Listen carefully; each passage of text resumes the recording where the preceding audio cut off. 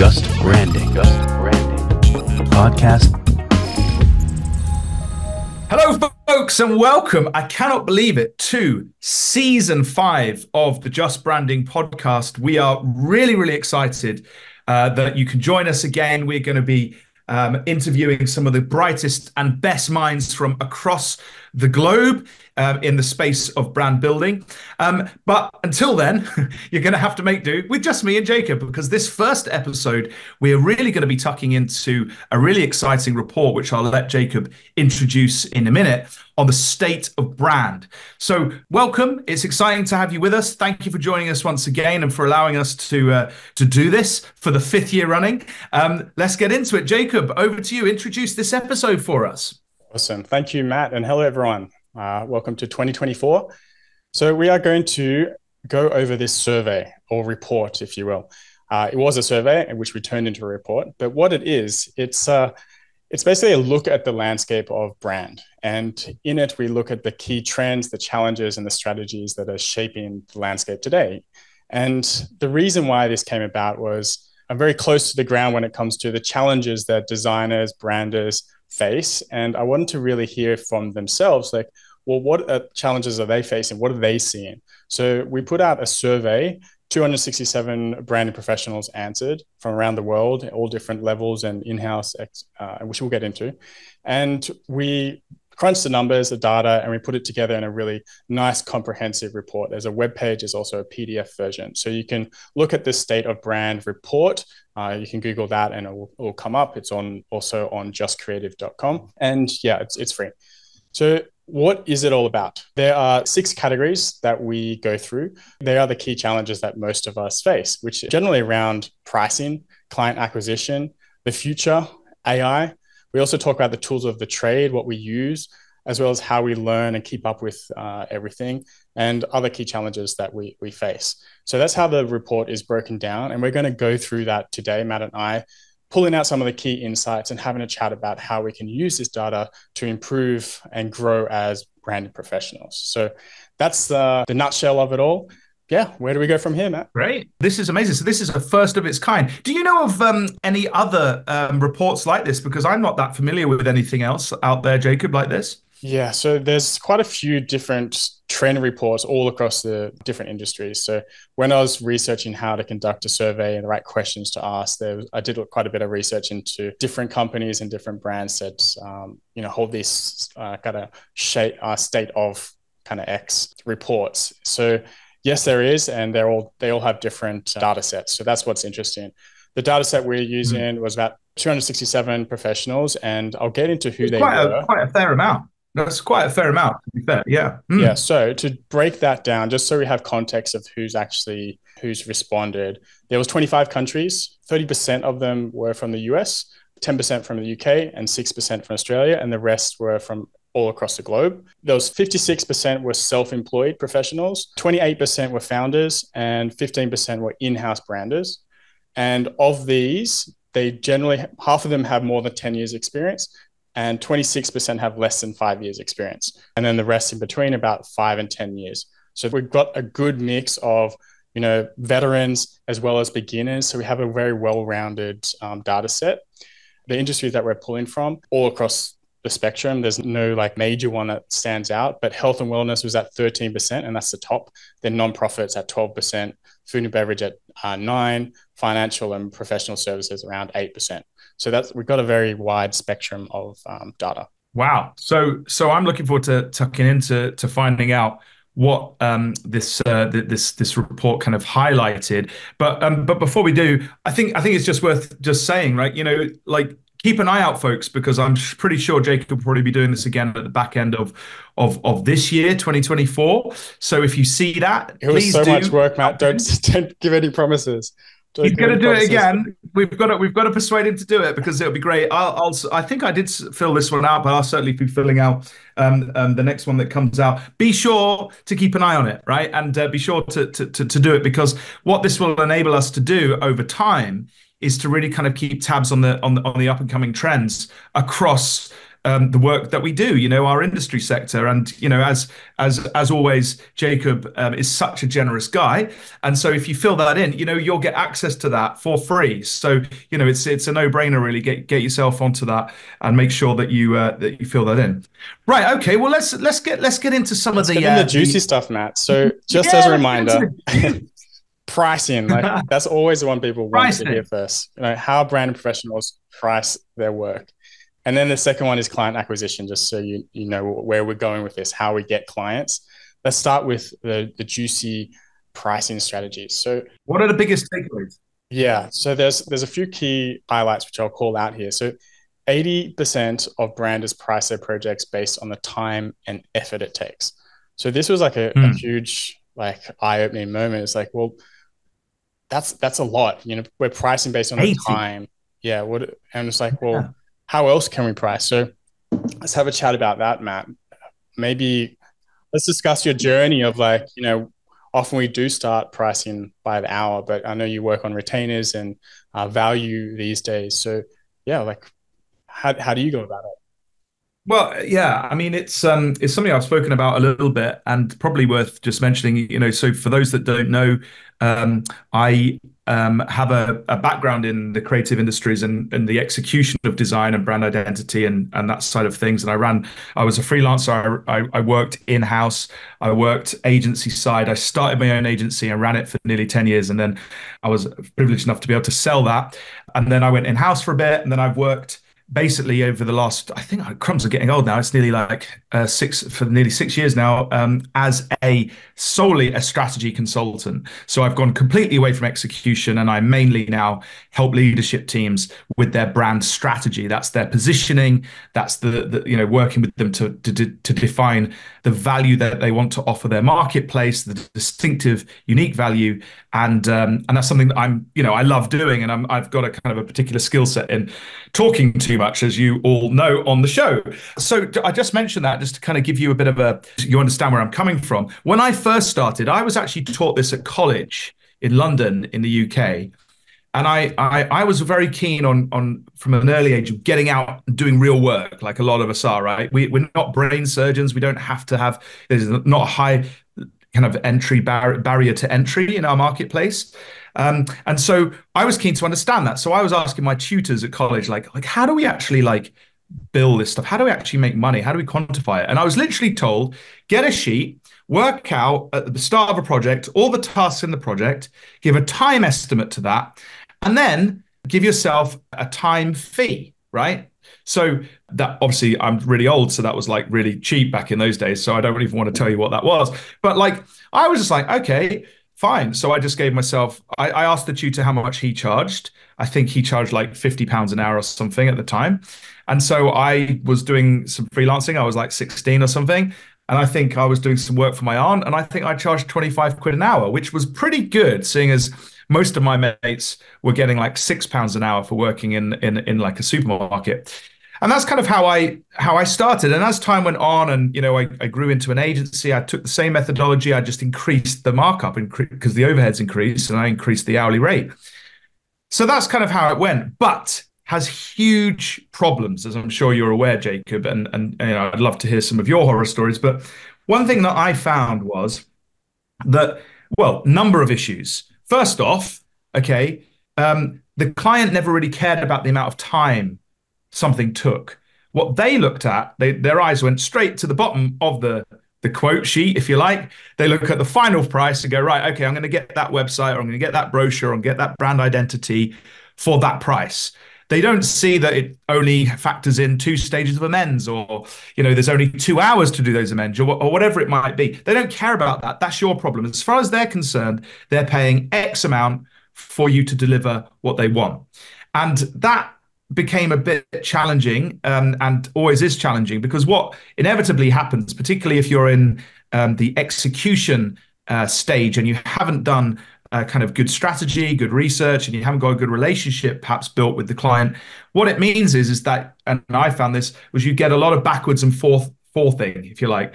We used to kind of be set up very much to receive a brief, do the creative work, and send that back as concepts, and then get edits back. But obviously, we'd limit the stages of amends, but we used to it just was completely unaligned. And so what that meant was, clients inevitably wanted more amends and more time than what we'd quoted. And so it was very, very hard to manage. And if we ever sort of said, whoa, hold on a second, you've only got 2 stages of amends on this, they'd say, well, you didn't, give us something we liked the first time around. And so that's kind of my background and my experience with pricing-based models. And it was, very, very hard to actually kind of maintain. So that's that. The other side of things is, well, how else could you do it? And this comes around, a complete shift. And it took me a long time to figure this out. I was taught this by one of the guests on our previous seasons, a chap called Alan Weiss, was mainly, but also, who's the guy that wrote Win Without Pitching, Jacob? What was it? Yeah, Blair Enns talks about this. And there's a few others out there, but Alan Weiss was probably one of the originators of this concept, the championing this. And it's value-based pricing, which is more along the lines of you work in the early stages of the sales process to figure out the value of the thing that you're delivering, the problem that you're actually solving. And then you work on looking at and framing it in the light of the potential monetary increase the client might obtain from you doing that work. And then you try and charge a small percentage, or at least you frame your fee as a kind of usually as a single fee in relation to that. So let's say you have a company and they say, hey, we need in my world now, we need a new brand strategy to help us consolidate and our market positioning. And you say, okay, so what's the monetary projections of the business over the next few years? And they say, well, we're turning over X, now, and we want that to go up to Y. And you say, okay, so my work is going to help facilitate that change to Y then. Yes. Okay. So, and that's going to bring you X amount of value. Yes. Okay. So if I charged you so and so much to help you with that, would that sound quite fair, to you? Because if I'm going to put all my effort into this and it's going to help you get to that level, then, maybe that will work. And what you try and do is do it as a multiple of usually of 10. And what you're doing there is you're framing it not against how much an hourly rate that you could just pluck out of the air. You're framing it against the value that they bring. And if they challenge that, that's, something you've got to get used to handling. And as I say, you don't normally come out the gate with that kind of conversation. You've usually spent a bit of time with people trying to work out the level they're at, the amount of value they're going to get from working with you. But what you do is you've got to you have to negotiate that. So you'd say, well, look, I'm a busy person, to get someone like me, I'm only interested in projects which are, high value and, where people can pay my, high value fee. I've got plenty of other opportunities around. So that's how much, I think is fair and equitable for us to agree on. I'm happy to negotiate a little bit if you need it, but generally it's going to be in that ballpark. What do you say? And so that's kind of how you approach it. It's a very different approach. I've obviously whizzed over that. There's a lot more to it, particularly in how you position yourself. This is a pricing masterclass, Matt, not the state of brand. I don't know about that. I'm just waffling on. Come on in, Jacob, because what are your experiences with charging by hour? And you mentioned horror stories, and I was like, well, you actually even calculated things. And I remember early in the career, I just plucked numbers out of the air. I was like, yeah, that'll do for this project. And then you evolve, and it turns into packages, and you can do X, Y, Z package, and then you have one kind of value-based package, and then retainers is another way. So I've just been evolving my career into those in that direction. But I do want to move on because we have a lot to get to. But I think this is a very good point that you brought up, Matt, about the value-based aspect, because when you hear some of these other stats around pricing, it's super alarming. So 50% of all projects are in the $500 to $5,000 range, right? So people are charging that in between that. So the other 50% are doing great. The other ones, they need to listen to your masterclass because they can bring more value to the clients and ultimately get paid more as well. So just for some other stats, 35% use value-based pricing. So that's a okay number, but I think there is room for improvement there. I'm going to pull out a few other ones. And just for context here, we did ask the people what projects they would work on.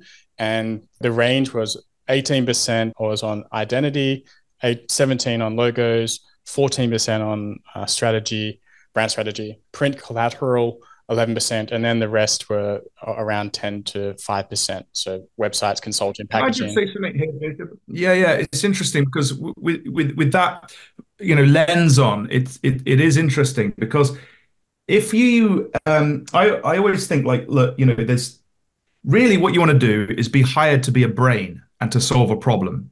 And I think what we all do, at least I did when in my early career, and a lot of designers do, is I think they fall into the trap of expecting almost like a brief to land on their desk without fully understanding the context. It's almost like clients self-diagnose, and we're okay with that.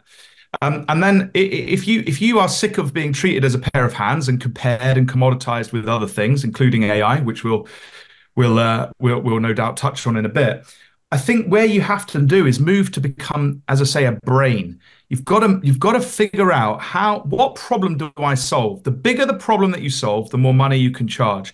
And I feel like it's sad because I think a lot of designers, obviously are craftspeople. We take a lot of time and effort, and we care about the detail, but we forget that a lot of other people don't care about that detail. We've got to think about the problem that we're solving, the growth that we're giving these businesses, and we've got to put our pricing in that context to add value. And frankly, if you're not doing that, I can't accuse everybody of this, but I think we can be accused of being a bit lazy, right? We cannot just sit there in our studios and expect clients to understand the value that we bring. We have to get out there, get our hands dirty, challenge the clients a bit, stop this self-diagnosis, do our own diagnosis and research, and consult a little bit. And I think if you have that mindset of really wanting to solve the bigger problems, you'll move up the value chain. Anyway, that's just I'll get off my high horse now, Jacob. What are your thoughts on that one? It's super valuable, and it's only in hindsight that we can say this because we all went through those steps, but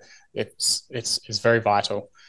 Okay, we'll move on from pricing and we'll move into client acquisition. How do we actually get clients? We just touched on that. This one was super interesting. Yes. Yeah, so I'll read this one out, Jacob, because I think it's really interesting. The report says the primary methods for acquiring clients are referrals and word of mouth, in brackets, at a whopping 86.1%. So just pause there for a second. Like, what do you think about that, Jacob? I don't find it surprising. Often people just rely on referrals and word of mouth, which it can work, but when that dries up, that's when it can get tricky. So I can pull out some other stats, just for context here of what people use. Coming in after referrals and word of mouth, networking, and then collaborating with other professionals, then social, and then SEO, and then events and conferences, and then a bunch more. So that's the breakdown. Yeah, it doesn't surprise me either. But what I think is interesting is if you look at those stats, right, and this is across those, nearly 300 people that you interviewed, a lot of people I meet kind of they wonder, they worry, like, should I be doing more like, social media stuff? Should I be doing paid ads? Should I, what else should I be doing? No, just focus on doing an amazing job, for the clients that you've got. If you could create an incredible experience, and people trust you, people buy people. And so, that trust is invaluable. And so my kind of thinking on that is, always, if you've got a client, if you're doing business, you've got to focus on giving them a phenomenal experience, solving their problems, as we mentioned before. And if you do that, the word of mouth will spread. And I believe people buy people.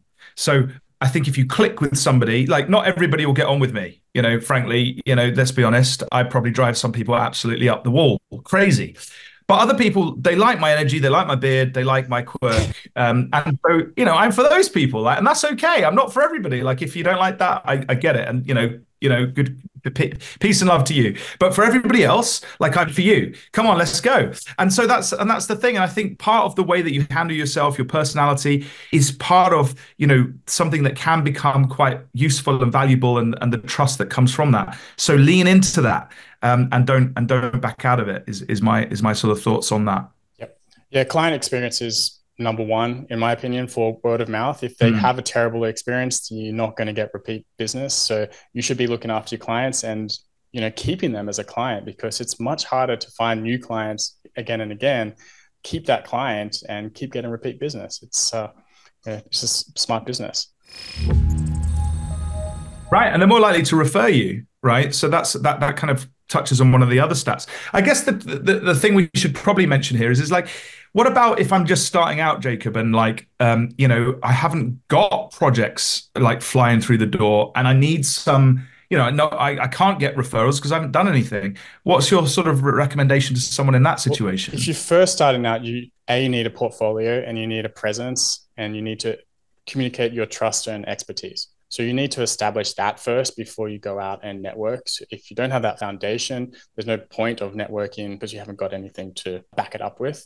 So the referrals and the word of mouth comes after the fact, in my opinion, but you can still use your network to get your initial clients or create fake projects or fictional projects to fill out your portfolio, to show your thinking, to show the work that you can do. Yeah, I think you're right there. I think a good strategy.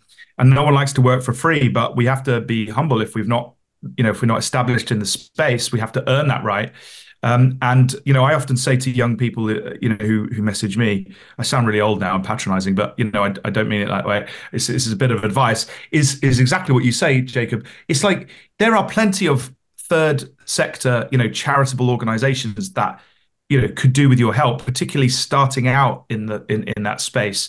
And it doesn't take long to find them. If you search around, if you look on Facebook, if you look on LinkedIn, you'll find organizations where you can volunteer.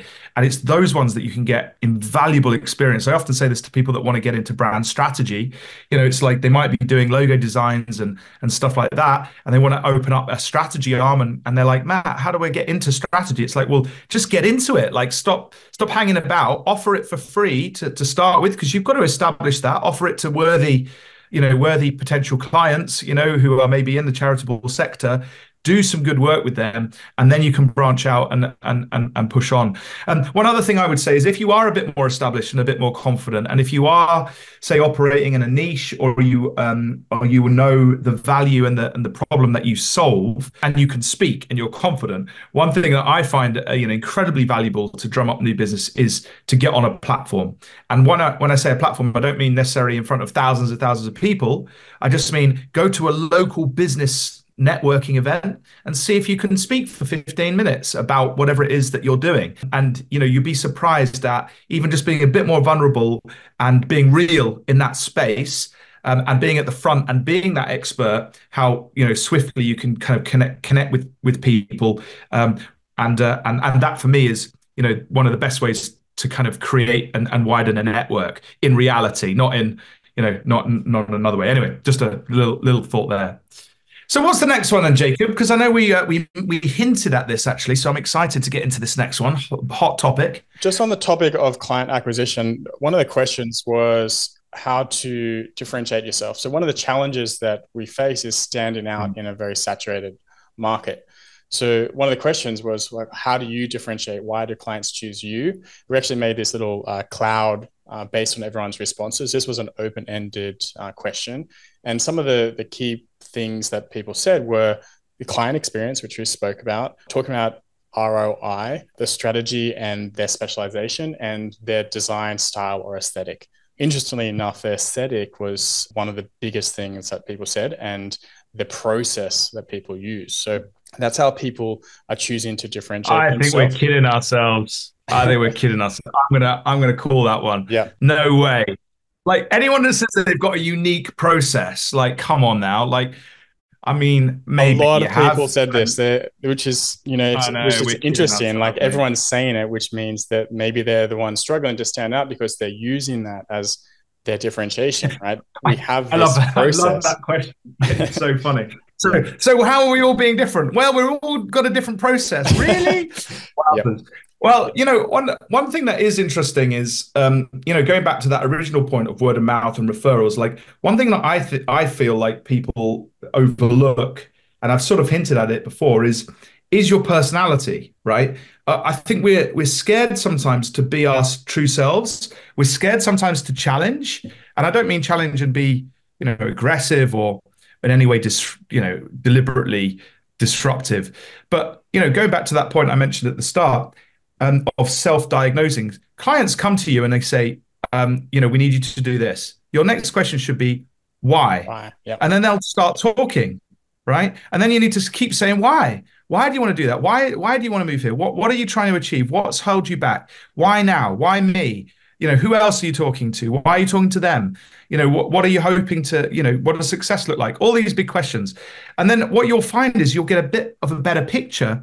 And often, and I'm telling you now, more than 50% of the time, whatever the client thinks they've asked you to do to solve the problem will probably not be the right solution. And all you have to do, if you think more strategically, is to say to the client, look, you've jumped on a couple of assumptions here, and here. How about we do a bit of a discovery piece first, and I'll charge you a minimal fee, or if you're established and you can fold that into your offer. Would that be helpful to you? In order for us to really establish whether the new website that you're looking to invest thousands of pounds and dollars in is actually going to solve the problem, or and you haven't talked to any customers or users about your assumptions. Maybe we should just spend a couple of $1,000s with me, or a couple of £1,000, and I'll go and speak to some of your customers to see whether that is actually a challenge that may save you money later down the line, and we may actually unearth the real issue here. So that's obviously a off the cuff example, but I often find that the best thing that we can all do is not take self-diagnosis at the face value. It takes a bit of confidence and probably a bit of age and wisdom to realize that. But trust me, later down the line, when you've ticked all the boxes and done everything the client wanted and it's still not worked, they won't blame you, because you were the one that kind of questioned it at the very beginning, at the very least. So there we are.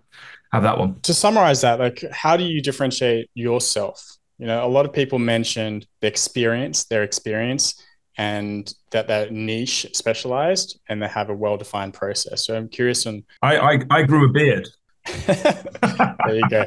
Everyone, that's you hear it. No. Well, I think the truth is I find this very hard to myself, to be absolutely honest with you, Jacob. How do I differentiate myself? I think it's the stuff I talk about. I think it's the way I talk about it. I think it's the positioning. I genuinely do. I think for me, it's the way I position myself. When you get into more consultancy and strategy, which is the space that I focus on, for me, it's kind of like people are watching you, right? So my kind of audience, often they're on social media like LinkedIn, but they're not liking and following and commenting on all my stuff. They're lurking, right? These are senior people, don't interact, but they're watching. And so the number one thing that I think that I do is I'm quite open about the work that I'm doing, as in, here's me, going to London, here's me flying, to Europe or whatever, and here's me conducting workshops, and I kind of share behind the scenes stuff. I share stuff I'm doing, and I'm always doing two things. So here's my two tips. I always show myself in action. So, authentically, this is actually what I'm doing. I never, schedule or, fake a post or anything like that. It's always super true. And then I always try and demonstrate value. So I'm talking about a problem or an issue or that I'm overcoming alongside a client. And those things over time, consistently over time, for a certain type of, my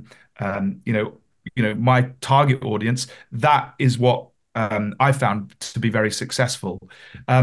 And word of mouth as well. So that's how I get the work. How is that different? Well, I suppose it's different, as I say, in the way that I go about it. And, I think that's it. But this is the benefit you've got if you're on your own. One of the hardest things, I think, if you run, say, an agency, or you're sort of hiding behind another brand, like, a face, I don't know, any kind of company brand, if you like, name, it's very, very hard, because why should I choose that company over another company when their processes look the same, their portfolios look the same, everything seems similar.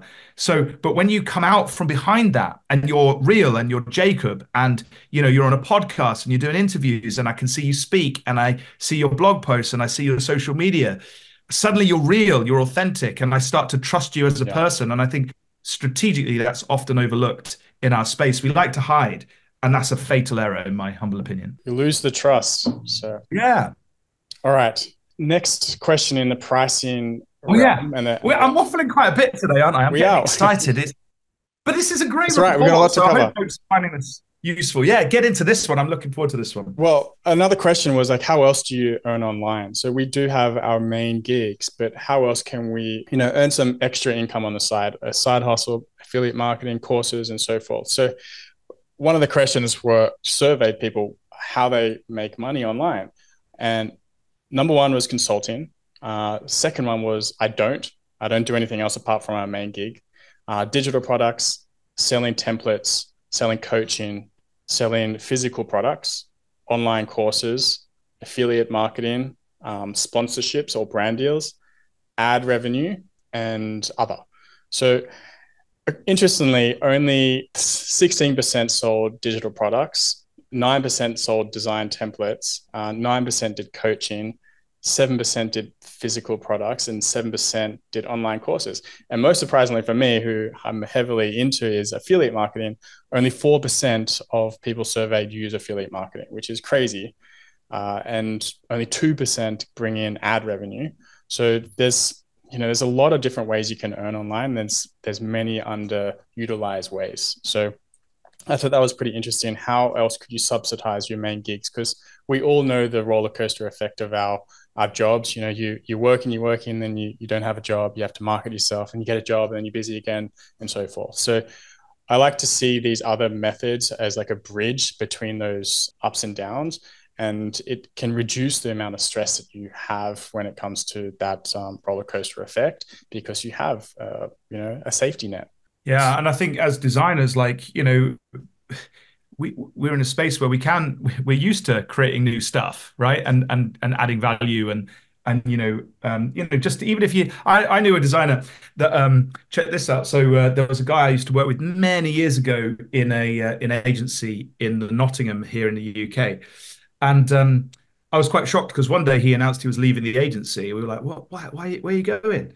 And he'd on the side. This is years ago. This is like 2004 or something.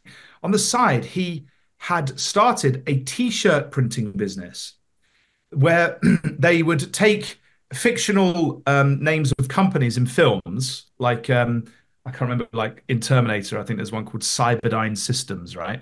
And they would print T-shirts with a fake logo for those films, and it just took off. Like Mm. film buffs, like just loved it, like, and they just thought it was amazing.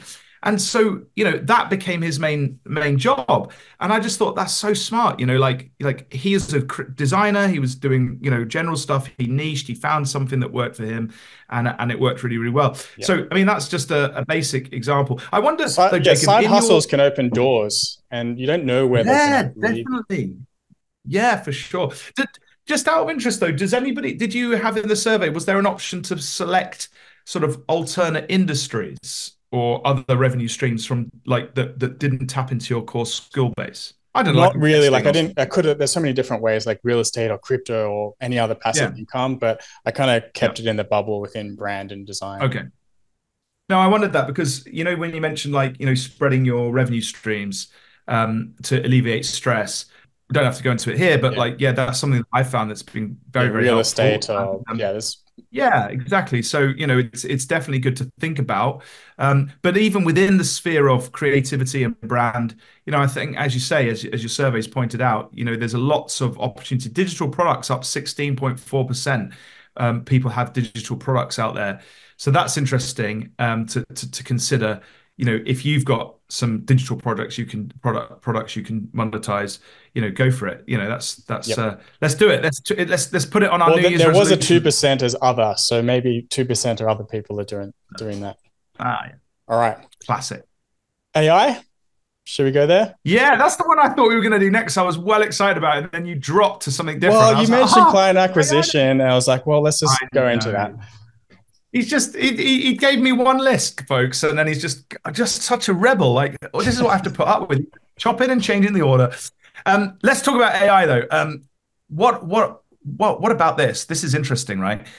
it's a hot topic in most industries, but your report pulled out that 70.4% of branding professionals believe AI will make their work easier and are open to integrating AI tools like ChatGPT, Adobe software, and Midjourney into their branding process. That's pretty big percentage, 70.4. And I think the final sort of thing that I thought was interesting here was that in the report, it also says that some branding professionals express concerns that tools like Canva, 38.6% said that, and AI may challenge traditional design services requiring continuous innovation to stand out.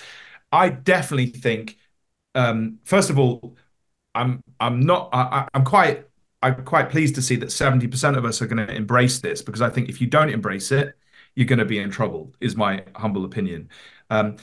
But what I also find quite strange on the flip side is that 38.6% of people, you know, have these concerns that it's going to, change things. I would have expected that number to be a lot higher, because AI, 2023 was the year of AI. It first became mainstream. 2024 is just going to ramp up. And so I think we're going to be seeing a lot more of a challenge from AI driven technology in the execution space. And that's why I'm kind of, keen to say to folks, remember, try and get hired as a brain, not as a pair of hands, because as time goes on, the tools, the way that we create and the way that we craft is changing, and the robots are coming for that side of things, in my humble opinion. It won't completely eradicate it, don't worry. I think we always have a need for creativity and for out of the box thinking and empathy and all the stuff that robots can't do.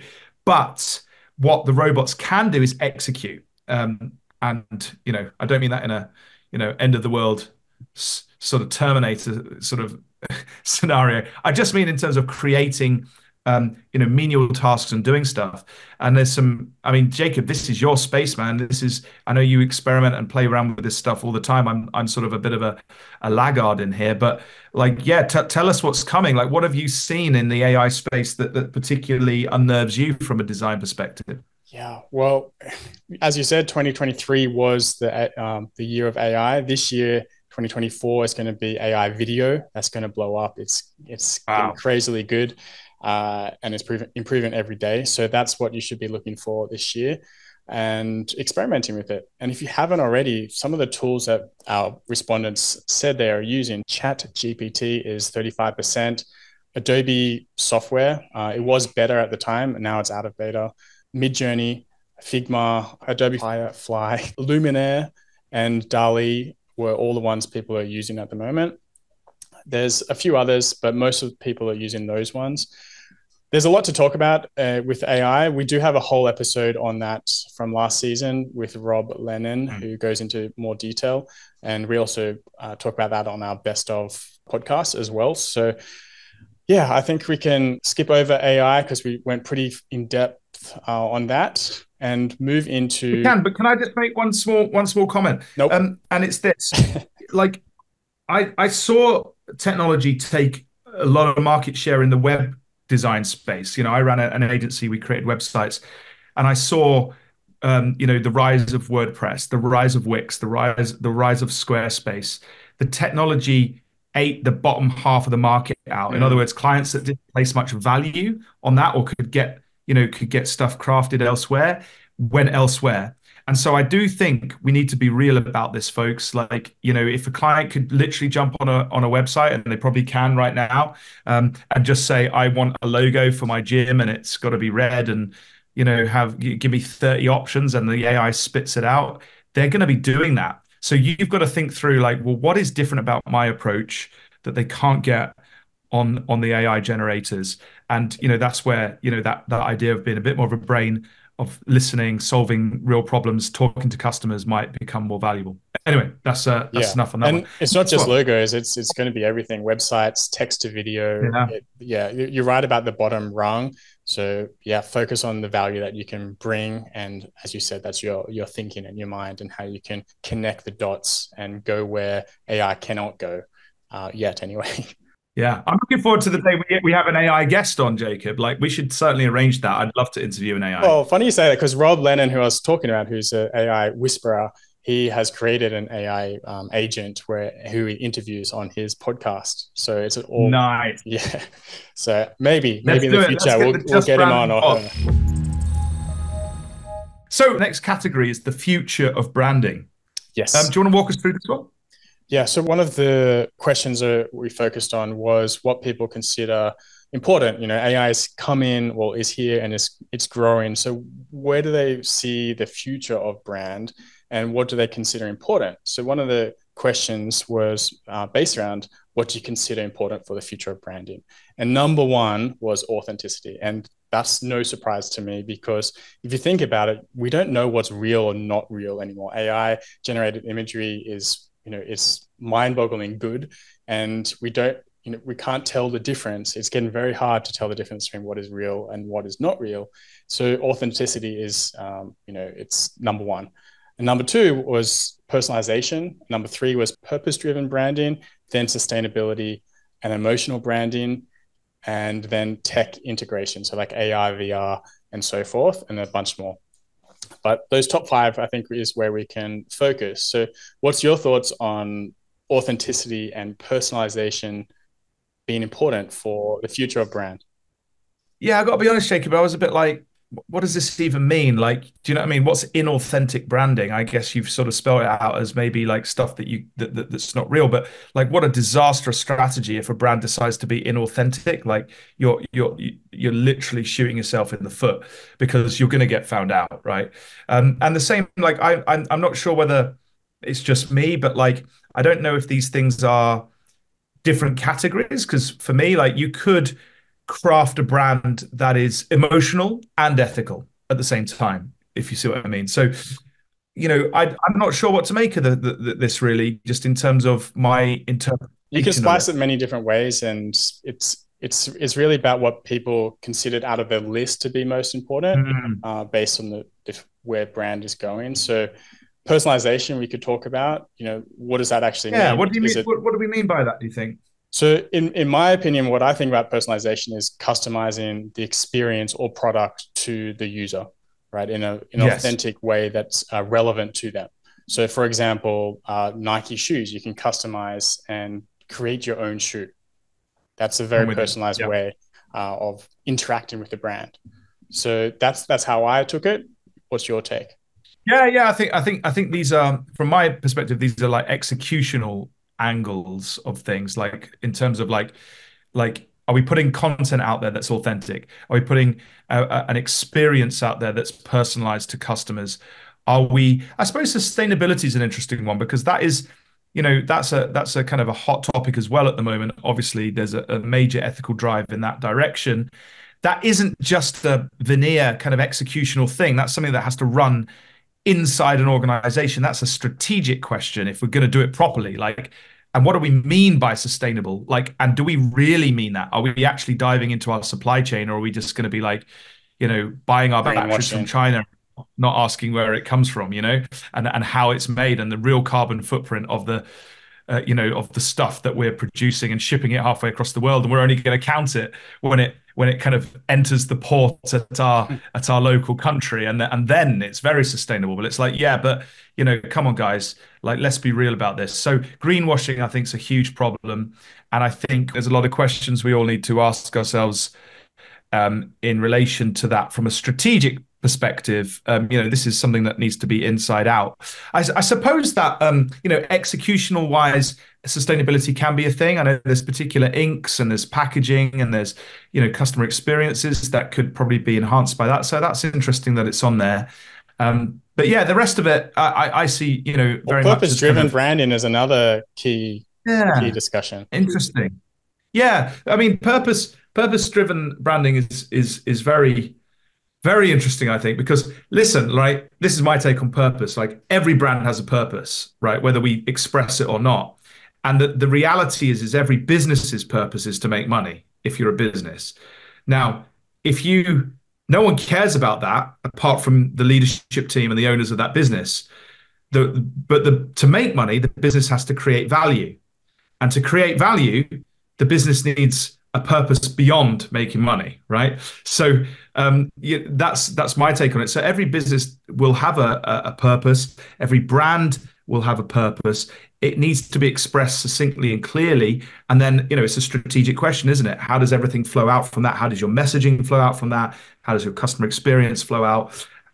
All of the stuff that you offer, where does that come from? So fascinating, yeah, and not surprising that purpose is up there. What are your thoughts on it, Jacob? As you were talking, I remembered something that I saw from BMW about they used AI for an ad.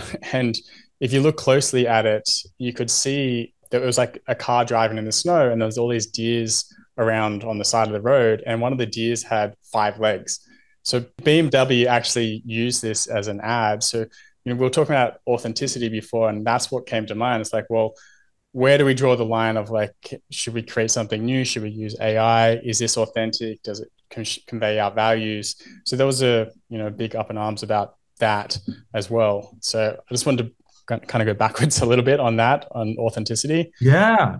Well, it links in, doesn't it, on authenticity, and yeah, I think a lot of these things we've got to be very careful about. And for me, the biggest thing on authenticity is, from a strategic perspective, is that a lot of businesses say stuff, veneer themselves a certain way.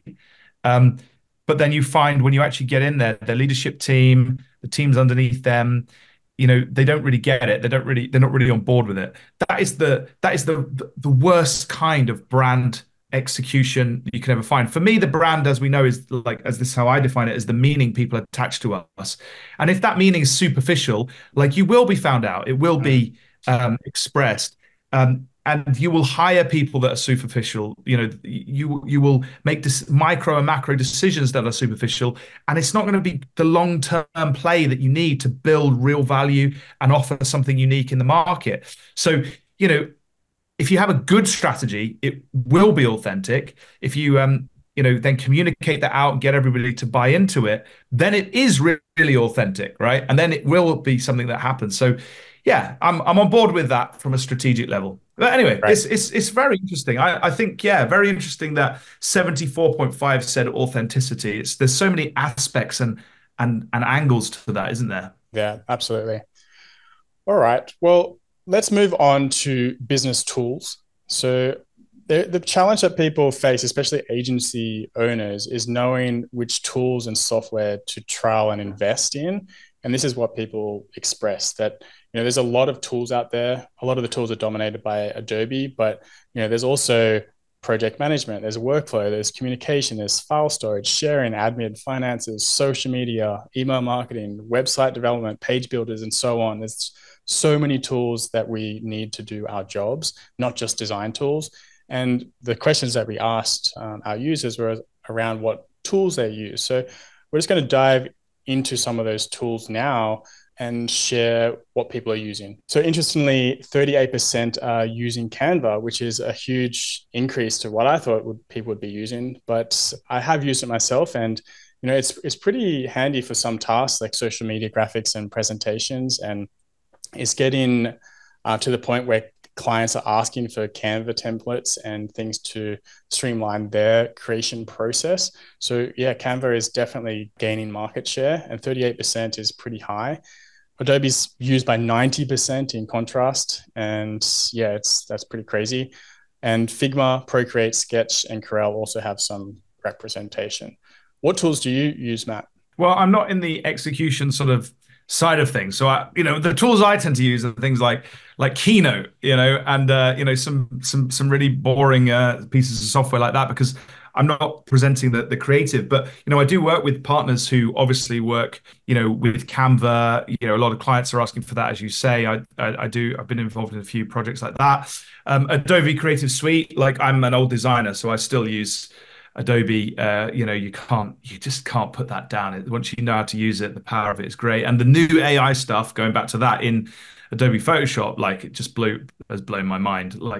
But I don't really tend to rely so much on software to create stuff. A lot of my stuff is like Zoom, and you mentioned Mural or Miro. Butter as well is another one that I use. It's just a way of connecting with people, like, in the digital space that we're in. and communicating with them in a way and creating an experience for them, mainly around workshops. And then after the workshop, I then tend to take that stuff and put it into a report. And I can use Keynote to do that in a really kind of simple, minimal way. And that works really well. I've used Pitched quite a bit. I don't know if you've used that. That's like another presentation thing. It's good if you're collaborating with teams. It's a bit like Keynote, but you can do it, collaborate with teams on it. But yeah, so I don't tend to rely heavily on the software. What about you? What's your sort of go-tos, like particularly when you're executing? I'm the same. Adobe I've been using for a good couple of decades. So it's Photoshop, Illustrator, InDesign, Zoom, Dropbox. I'm just looking at my bottom bar here. They're my main tools. But when it comes to business tools, we also asked the survey respondents what business tools they use. So things like PayPal and QuickBooks, Wise, Xero, Monday.com, and then like CRMs like Dubsado, there's Notion, Harvest, and so forth. Interestingly, about 30% use PayPal still, which I can't stand personally. They just rot you. But That's interesting. I personally use Wise for business transfers. So there's less fees and so forth. So it's quite easy to use as well. You got me into that. So I use Wise as well for my international payments. And there's a bank in the UK I use called Tide. And then for me, for accounting, I don't know if I use Xero, spelled with an X. Yep. Yeah, I use that as well. I prefer, I don't know why I took that rather than QuickBooks, but I think they do pretty much the same thing, don't they? Invoicing and such. Yeah, very similar. QuickBooks was second on the list, actually. So 9% of people use QuickBooks, and Xero was about 5%.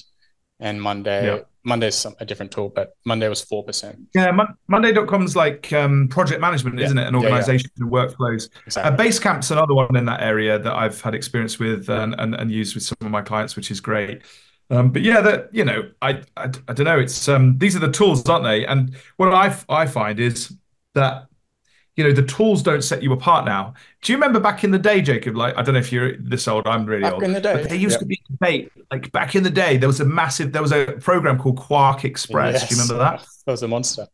When InDesign came out, like it was like a competitor to Quark. And there was all these. I learned InDesign straight away because it was part of the package that came with Adobe, and so they mopped up.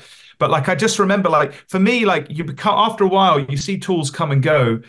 There was a thing, an animation package called Flash. Do you remember that Macromedia Flash and Macromedia Freehand?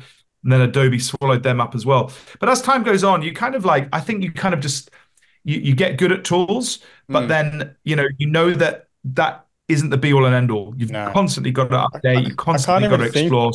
Of all the web design tools I have used over the years, from, GeoCities to HTML, Dreamweaver, XD, Sketch, Webflow, Wix, Squarespace. I've designed on all these platforms, and they also follow similar principles. They all have the same building blocks. You're just using the tools in different ways.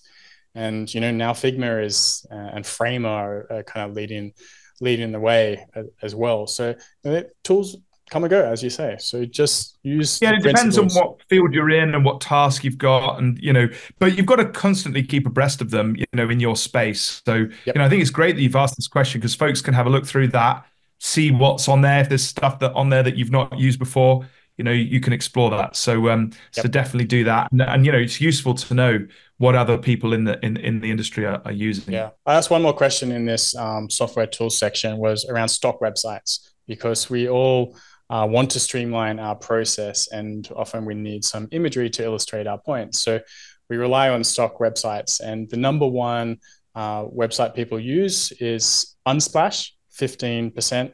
Then Pexels was 12%. FreePick was 12%. Adobe Stock was about 10%. Then Shutterstock 10%, and then a bunch more. So that was pretty interesting just to learn where people are getting their assets from. Yeah, awesome. Cool. Unsplash is brilliant, though. I love it. Okay. There was one question in copyright and IP laws. So this was just its own kind of like miscellaneous category, just to understand how confident people feel about intellectual property and copyright laws. And we asked people to rate themselves on a scale of 0 to 5. And only 6% of people had a confidence level of 5. So that's pretty crazy. 31% said 3, 20% said 2, and 13% said 1. 3% said 0 confidence, which is quite alarming. So yeah, that was interesting to Yeah, learn. but that doesn't surprise me, Jacob. With creative, with designers, are we right brain thinkers, not left brain thinkers, or the other way around? I forget now. But we just want to get out there and do our thing. Like even me, like I operate now in more consultancy spaces, and legally it's a minefield. But the good thing is you can get partners that can come on and test things. I know particularly when creating new names in categories. I personally don't want to take responsibility for leading the charge on a new name in a Mm. category if that's not legally defensible, right? But I can't tell the client if it's legally defensible or not. So we have to get attorneys in to work through and give us, the risk profile of any given set of names so that they can choose from that. So I think you've got to be sensible in that area. And I think we need to know our limits. I think if you're not trained in that sector, then it's well worth leaving that to the experts, unfortunately, to kind of to give you that confidence going forwards. But I don't know, what are your thoughts on that, Jay? You sort of said you were surprised that there was a low amount sort of that were confident. I think Like, it's what are your thoughts? pretty important to understand how copyright laws work and what you Yeah, are and are not covered for, especially if you're creating work for clients and it needs to be protected in certain countries or states wherever you work in. So it is very important. So that's why I did ask this question, just to get an understanding on how people felt. And if you aren't up to speed with it, you can get yourself into trouble. So are you using contracts? Are you working with lawyers? Do you understand what a TM means? Do you understand what the C means? Do you understand what the registered trademark means, and so forth, and how to use them properly? Can you use AI imagery? Can you copyright it? Can you trademark it? So those sorts of questions you need to be aware of, and it's different wherever you're from. And there's different laws in different states and countries. So it is a very variable question, but it's something that's very important if you're working in that space. 100%, We 100%. actually had an episode on this with Terry Goldstein on branding in regulated world. So if you want to learn a little bit more about it, that's a great episode to tune It into. was a good episode. She was great. Yeah. All right. Cool. Learning and development. That's the next. Yeah, let's move into learning and development. So this was interesting. The report says that 90% of branders are seeking feedback from clients to continuously learn and enrich themselves. I mean, I think that's cool, 90%. And then it says resources for skill enrichment included courses by the future, online publications, books, podcasts, and I'm going to add in here, such as Just Branding. That wasn't in the report, but let's hope that was there. That was what was in mind. And influencers. Now, I'm a bit annoyed about this. Influencers like Christo, who is an absolute legend, Seth Godin, who is also an absolute legend, and Jacob Cass, who is less of a legend, but is a good legend. The data doesn't But lie. then there was a full stop, and I was like, whoa, whoa, what about Matt Davies? Where's he in this list of esteemed ones? But no, I'm kidding, of course. But no, it's interesting, isn't it, that we are reaching out, for courses from those organizations. I think another one that's popular in the brand strategy space is Level C. I know you've done Mark Ritson's mini MBA, and I know a lot of people go through that.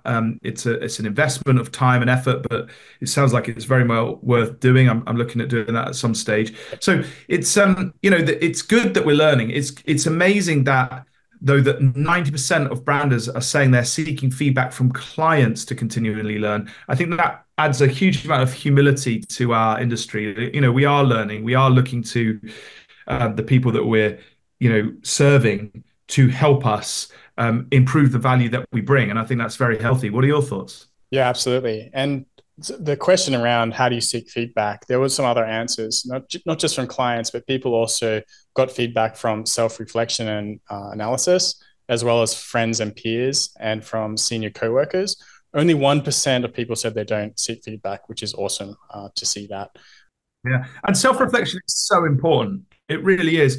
Like, it's so easy in the thick of it to just jump onto the next project. But doing postmortems, even if you're just working by yourself and thinking like, how could I have been better at that? Like, how could that meeting have gone, gone more favorably? What did I miss? in this project. I often think that it's good to go into a meeting and ask yourself, where are the blank spots? Like, where is it that I know I'm weak? And sometimes it's worth bringing that to the client's attention. Like before, so if you're giving a presentation, sometimes I say, look, I've only had 2 weeks with you. Usually I'd like to have, a few months on this. Obviously, we're working at pace, so I've done the best I can. But, frankly, I haven't spent the time I need to do a full deep dive into this. But this is where I've got to. And, it depends what they value. If they value the speed, they'll appreciate that. If they want rigor, then, that's on them. If they've agreed a 2 week timeline when it should be 2 months, for example. So it's important to know your weak spots, be humble about that, and I think a healthy dose of authenticity in that area is not bad. But yeah, self-reflection I think is really important to think through after each project. I'm frequently doing that, not to beat yourself up.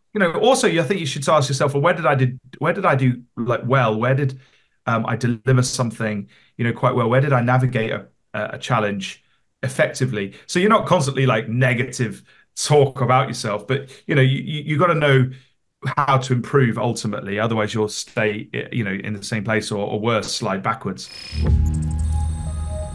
We asked where people learn from. What courses, blogs, newsletters, books, mentors, and podcasts people listen to, and we compiled them here. So I'm just going to share some of the top ones. So the courses, there was the Future Brandmaster Academy, Skillshare, Coursera, and Domestika. There's Mark Ritson as well. Blogs and online publications. So How Brands Are Built, Brand New, Communication Arts. There was newsletters like The Future, Seth Godin, Rob Meyerson made it on there. Books, The Brand Gap was mentioned quite often by Marty Neumeier, not surprised. Designing Brand Identity by Alina Wheeler. Purple Cow by Seth Godin. This was one of my favorite and first books that I read within business many years ago. Zag by Marty Neumeier, and How Brands Grow by Brian Sharp. Those are the ones that were mentioned quite a few times. And mentors you mentioned before, and podcasts, there was quite a few there. Let's Talk Branding, The Future, Online Marketing Made Simple, and of course, Just Branding. So yeah, there's some of the places that people tune into to listen and to learn and to stay on top of their skill set and evolve. So I think it's very, very important to continue to learn as we develop. Definitely. I think that's really healthy, and thanks for sharing that. Definitely check out those resources, guys, because I'm sure there's going to be some stuff in there perhaps you've not seen before. Certainly some stuff I hadn't seen, so I'm going to be checking out some of those other resources as well. But make sure that you always keep Just Branding number one in your earbuds. Otherwise, we've shot ourselves in the foot, which isn't great. But hey, we're open to all sorts here. We're a broad church. Okay, so next thing we want to kind of talk about is, well, you tell me, Jacob, where are we in your jumbled list? Because I had a list and it's all I've confused you. So we've done pricing, we've done clients, we've done AI, we've done the future of brand. We did kind of skip over key challenges, but I think we've kind of touched on them already with finding new clients, education. Yeah, let's go there. I think challenges. Let's do key challenges, yeah. And then success. So what are they? So finding new clients, educating clients about branding value, pricing structure, increasing competition, and the influence of AI. Now, as you say, we've touched on a lot of those, but I just wanted to highlight perhaps one of those challenges that came through, which is educating clients about branding's value. That is quite a big challenge. But my kind of view is that it's also a massive opportunity if we look at it like that. I think, as I say, this kind of goes back to the point where I don't know about you, but I kind of get a sense that sometimes the attitude is well, clients should know exactly what they want, and they should have it all sorted. They should just come to me with a brief. Now, if they did that, like, how boring and dull is life if that happened every single time? Like, is my kind of initial gut. I think you start off like that in the rose-tinted world that we're in, and think that should be the case. But when you ask the questions, why, you'll find that the clients don't really know often, or they've made assumptions. So that's the way that I think you educate. Like you don't just go in there and start teaching them. You have to understand their world, understand their perspective, understand what they're trying to achieve, understand the value that they're putting into this project that they're talking to you about. And then, you can then look at it and see whether actually what you're going to bring to the table is of huge value. And that is an educational conversation. And I think if it isn't huge value, then maybe you've positioned yourself wrong, or maybe the client doesn't really understand what you're bringing to the table in the first place. So, for example, imagine you're asked to copy a competitor of the client. That is a strategic option, and a lot of companies do it. Like, they might not admit it, but they basically just look at who's number one in my category and they just copy it. Now, somebody comes to you and says, hey, we want to look a little bit like this company in the category that's number one. Like, that is a prime opportunity to educate the client, because obviously unless it's like, you want to race to the bottom and, compete on price, it's almost branding suicide to copy the competition. What you want to be doing is creating something unique, unusual. You mentioned some books like Purple Cow and Zag by Marty Neumeier. It's about differentiation. It's about positioning. It's owning a piece of the market that the brand's customers can only get from that brand, and allowing other parts of the marketplace to be different to you. The whole point of real strategy is about change, and it's about being different.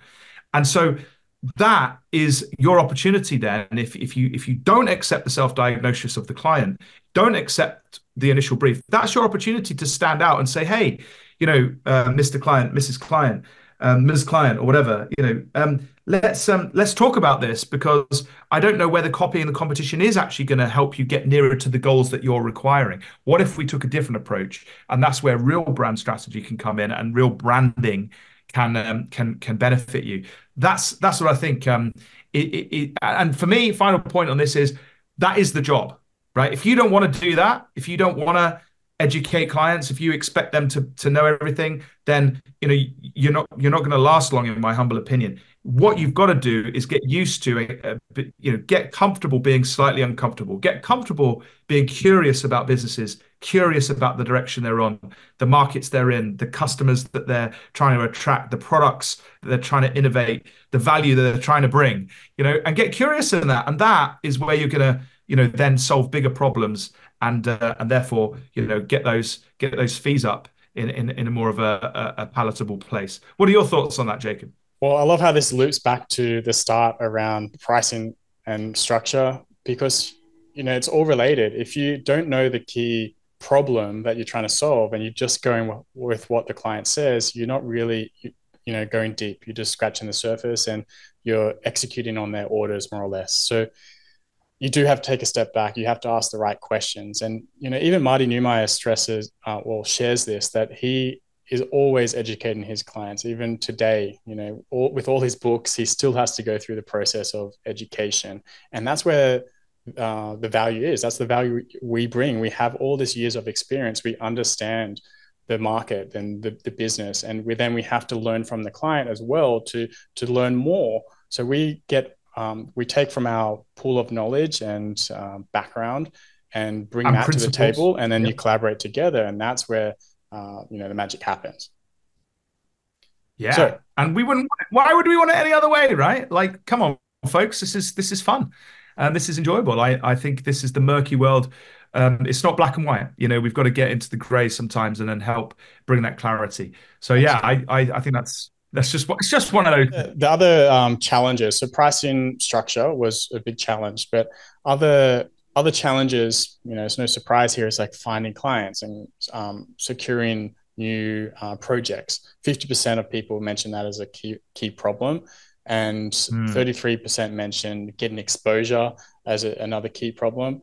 And we actually made a word cloud, if you're familiar with this, where, because this was an open-ended question, we got all the data and we figured out what were the most commonly used words. And this word cloud, the biggest word there was budgets. It was the number one thing people mentioned. It's like this word is probably like 30% bigger than every other word on there, as well as client acquisition and pricing. Those were the three big things that were mentioned by most people. So budgets, how do you actually get the right budget from the client? How do you learn that? How do you get the most bang for your buck, right? And this comes back to the value conversation that you've been talking about, Matt. So yeah, it is hard. It is hard because I think, a lot of us accept some of the market dynamics or the market norms that we have come to expect. Requests for proposals, RFPs, that go out to 50 agencies, and we respond.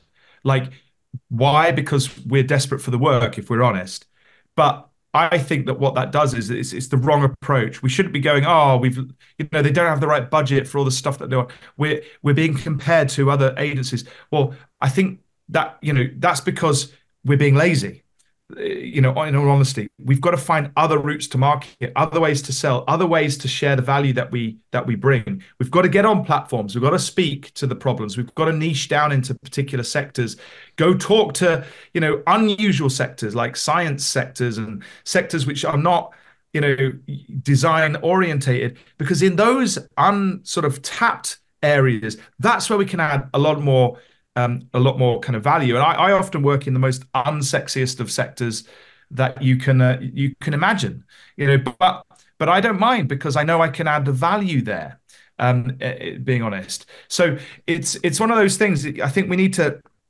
I'm a strategist, so I think sort of slightly differently to the norm. If we're finding budget's an issue, if we're finding that we're being compared, if we're finding that we're commoditized, then I would suggest that we need a new approach.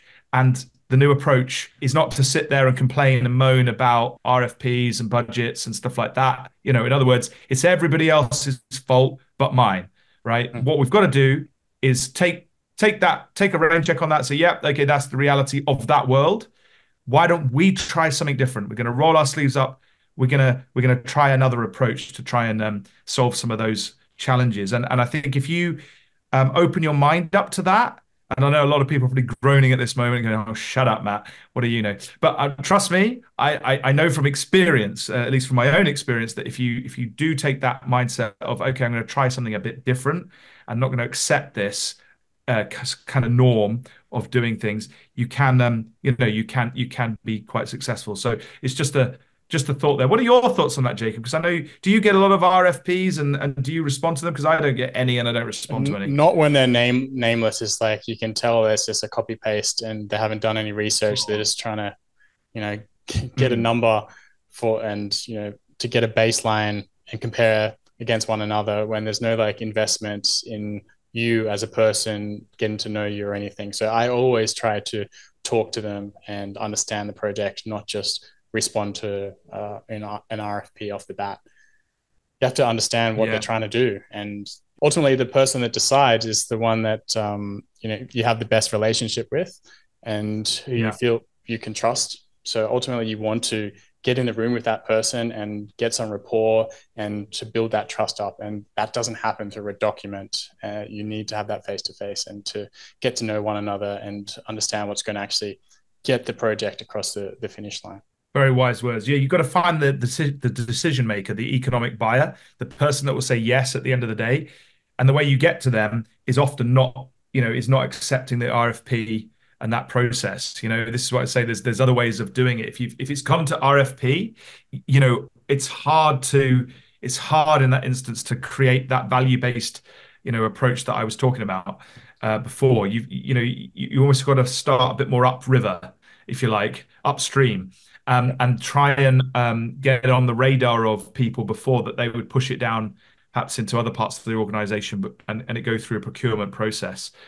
You want them to go, I need Jacob, or I need Bob, or I need Jane, before thinking like, they're the only ones that I think is going to be suitable to do this project with us. I'm not going to settle for anybody else. The big question is, how do you get into that sort of scenario? And the answer is through positioning, through showing yourself in action and demonstrating your value over time for a particular type of client with a particular type of problem. And if you can understand what that is, and you can kind of continually show up to create the value that those people want, then you'll be sought out rather than compared, and that's the difference. Yes, I love that. All right, so just to wrap back around to key challenges, we talked about exposure, getting new clients, the education and the awareness gap, pricing structure. There was also the growing concern around AI, which we touched on.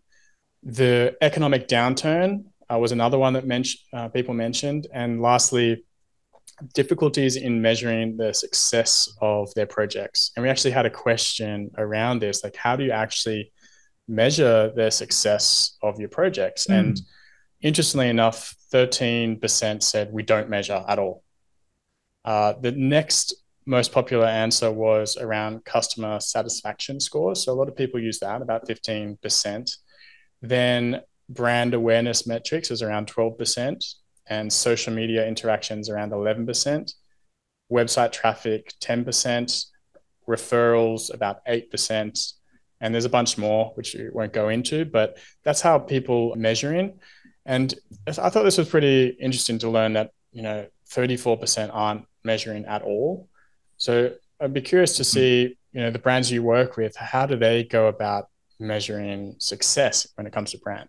Yeah, so that's a really tough question because there's so many different facets of this. I mean, the ultimate determination of success is always the bank balance, right? That's how I measure success, at least in my business. So that's the ultimate determiner, because if you're creating value, you'll get paid for the value that you're creating is the general concept. And that's how we as a society reward value. So success for me is usually along those lines, which I know is pretty fickle, but that's the truth. How do my clients do it?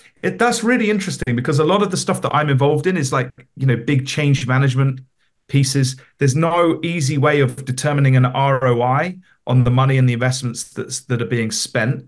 There's so many variables, right? Like, is it the marketing variables, and is it the brand? Is it was it the copywriting? Was it the photo? The whatever? It's hard. It really is. I mean, I do think. I mean, some basic stuff that I kind of get involved in, like employee surveys, customer surveys. Those are the standard ones. Yes. Net promoter scores is another kind of whole area. Although I know that's, some people debate how useful that is. A lot of clients, if they're entering new regions, it's more about their distributing. Can they attract distributors? Can they attract new customers and partners in those areas? Yeah, stuff like that. But a lot of the projects I work on are over time, right? So if you're thinking to do brand properly, it's a long-term game. It's not like you can do something today and in next week you've solved all the problems. Like if that's your approach to brand, then you're aiming too small. Brand is about carving out market space, leverage in the market, stuff that can take a while, innovation, culture, all of these big things. So for me, and the work that I do, not something that I can easily measure, and I'm quite open with clients about that. The only thing I can say is give me a year and we'll look at how your profits are doing, and will you be able to directly trace that to me? Difficult. But here's the thing I always say is that you don't need a strategy to be successful, a brand strategy to be successful, but all successful brands have one. So think about that. It's if you want to be the number one brand in the category, if you really want to, you've got to think strategically. You've got to position your brand powerfully, and you can be successful without that. As I say, you can copy the competition. It could be limited part of success, but you need to think strategically and deliberately if you want to scale and want to grow, and you really want to dominate in a particular industry. So that's how I approach it. Well said. I love that. Let's get into the key takeaways. This is a pretty long episode, so thanks for sticking with us, everyone. Well, it's the first one, right? So we're trying to add value off the bat here, guys. I hope you haven't found us waffling on too long. Jacob, you wrap up, because this is your report, and I know there are some amazing takeaways at the back of the report. So I'll let you walk through some of those. Awesome. And then we'll call it a day. So go for it. What are the key takeaways? State of brand. So we had those 6 main categories, and there's about 12 main takeaways from here. that you can use as you will. So number one is to refine your pricing strategies and to diversify your income. Remember, we said 80% of people price their projects on time and effort. So a takeaway from here is like, how can you explore value-based pricing to get some more dollars into your bank account and provide more value to your clients? And how can you align your rates to that value? That's what I want you to think about, refining your pricing strategies. Number two is to proactively acquire clients and foster valuable networks. So 86% of people said that they use referrals and word of mouth, which is quite high, which is awesome. But if you thought about the opposite of that, how could you actually proactively acquire clients? How could you, explore new avenues of getting clients? So don't just rely on referrals, explore other avenues. Number three, integrate AI, but with a human-centric approach. So 70% of people are already using AI. If you're not, you need to get on it. This is not a bandwagon. It is the future. It's not going anywhere. It's here to stay. So explore tools like ChatGPT, AI tools like Adobe or Midjourney, and now videos coming out. So just keep an eye on it. But maintain the human touch in those experiences. We want clients to value our strategy and our thinking and our emotion and our personal interaction. So it's very important to, have a balance there. Number four, so embrace authenticity in future branding. So to stay relevant, we want to consider focusing on authenticity, personalization, and purpose-driven branding. So we can spin these words in many different ways. So take it as you will. We did have a little chat about what those words could mean. But yeah, how can you embrace them for your brand building process? All right, number five, navigate industry challenges and adapt with agility. So a lot of the challenges we've heard were around finding clients, educating clients about the value of brand, pricing structure, the increased competition, and the influence of AI. So you have to be adaptable. You have to explore these tools. You have to invest in continuous education to navigate these challenges effectively. So number six, you need to optimize your project evaluation metrics. So 39% were using customer satisfaction scores, but there's room for other ways of measurement. It is tricky, but there's more room to explore on how you can actually measure brand.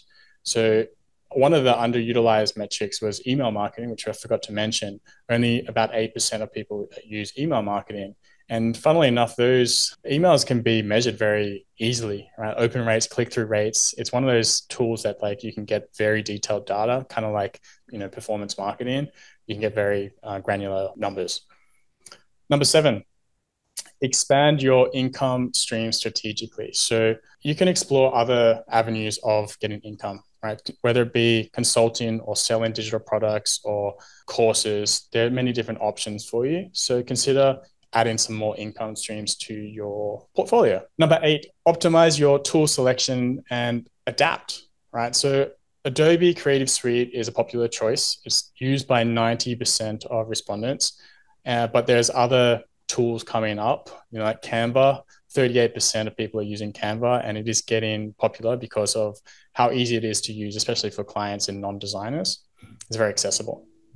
Number nine, strengthen your legal knowledge and awareness around copyright and IP laws. 40% of branding pros feel less confident about their legal knowledge. 40% is a high number. So this is definitely a room for improvement. Number 10, prioritize continuous learning and skill growth. So seeking client feedback from clients is very important, as well as learning from other sources like courses and publications, staying on top of trends, following industry influences, and being proactive in enhancing your skill set. So number 11, align project variety with pricing. So diversify your project types based on your expertise and your clients' needs. So that obviously means how long a project goes for and how much you're charging. So you have to keep those variables in mind. Are you charging 20K and it's taking you 6 months? Or are you charging 5K and it's taking you a week and you do 4 projects? There's some variables you need to consider, and your project variety needs to align with that. So this is something we didn't touch on in this podcast, but it's definitely something to consider. Lastly, number 12, strategically differentiate for market impact. So you can set yourself apart by enhancing your client's experience, specializing and having a niche, innovating on your process and developing a unique style, and tailoring your differentiation strategy to your strengths. And there's many different ways to do this. Matt shared his today, and yeah, it needs to be aligned to you and your values and your strengths. So that's it. That's 12 key takeaways for today, plus obviously all the rest. So thanks for Great work. Yeah, thanks for sticking with us through that, folks. I mean, hopefully you found that interesting. I certainly found the report interesting. Just so that you know, in the show notes there'll be a link. Click on that and go and sign up to get your hands on it yourselves.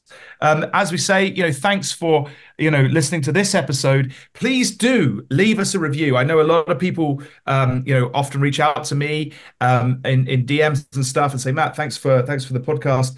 I always say, please do leave us a review because it helps us get higher up the charts, helps us attract more listeners, and it's kind of grows everybody. So please do that. Final thing, it's the first episode of a season, so if you've not linked in with me on LinkedIn or Jacob on LinkedIn, feel free to search for us. We always like to interact and talk to people, so feel free to do that. But yeah, we look forward to, we've got some amazing guests lined up, some really, really top-notch thinkers from all around the globe, all stacked up, ready to go. Keep an eye out. We're going to be dropping them. Usually they kind of land every couple of weeks. So keep an eye out for that. You're going to find some really good stuff. So thanks for tuning in. Have a great new year, and we look forward to working, to having you with us through this next season. For any final thoughts, Jacob? No, well, actually, yes, there is. So I want you to think about. No, yeah. Yes. I was like, should I say this? Should I not? We've shared a lot of information today, and it's often hard to digest it all. So my suggestion is to think about one thing you can take away from this report. What is one thing you can do today to improve and to learn or to grow? Because there's a lot here. Right? Just choose one. What action can you take today to grow or improve? That's what I want to share. And then let us know about it and let us know the impact of it. And that will make our day. Great stuff. Thanks so much, everybody. Take care and see you on the next episode. Cheerio.